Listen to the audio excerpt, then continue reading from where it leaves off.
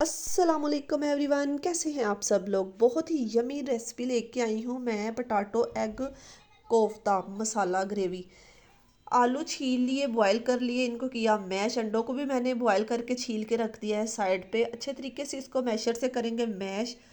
آلو ہم نے کر لیے ہیں جی میش، اس کے اندر ڈالوں گی آدھا ٹی سپون ہلدی کا، آدھا چمچ لال مرچوں کا پاؤڈر، آدھا چمچ اس کے اندر جائے گا نمک، اور زیرہ اور دھنیا کو پسا ہوا اس کے اندر جائے گا آدھا چمچ، اور اس کے بعد اس کے اندر جائے گا سبز دھنیا، دھو کے میں نے پتے اس کے کاٹ لیے تھے چھری کی مدد سے، وہ میں تھوڑا سا اس کے اندر ایڈ کروں گی۔ اسپائسیز آپ کم یا زیادہ اس کے اندر کر سکتے ہیں اپنی مرضی سے، میں نے اپنے حساب سے ڈالنے ہیں۔ اچھے سے مکس کر کے ایک بوائل انڈا لیا، اس کے اوپر میں تمام امیزہ جو ہے نا وہ آلوؤں کا اس کے اوپر اچھے سے میں چپکاؤں گی، اس کا بنا لوں گی پیارا سا کوفتہ۔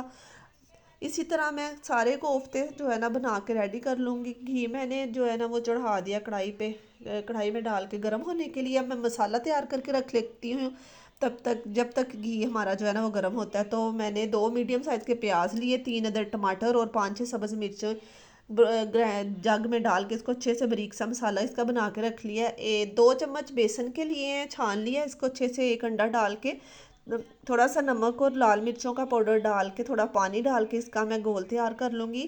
یہ جو کوفتے ہیں ہم نے نرگسی کوفتے بنا کے رکھے ہوئے ہیں نا، وہ اس کے اندر ڈپ کر کے اچھے طریقے سے امیزے میں ڈپ کروں گی، اور پھر اس کو میں کروں گی گولڈن سا فرائی۔ بہت مزے کی ریسپی ہونے لگی ہے تیار، آپ لوگ بھی ضرور بنائیے گا۔ اور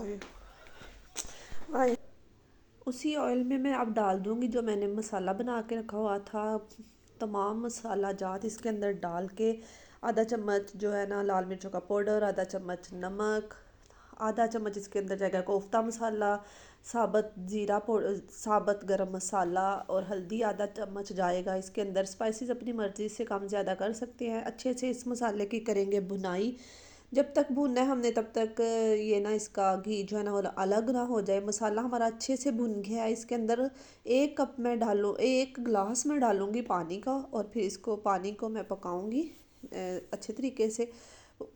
بہت مزیدار سا ہمارا جو ہے نا یہ گریوی والا کوفتوں کا سالن بن کے ہوئے گا ریڈی۔ میری ویڈیو کو لائک بھی کیجئے، شیئر بھی کیجئے، اور چینل پہ نئے ہیں تو پلیز سبسکرائب کیجئے میرے چینل کو۔ دھنیے سے کریں گے اس کی گارنش۔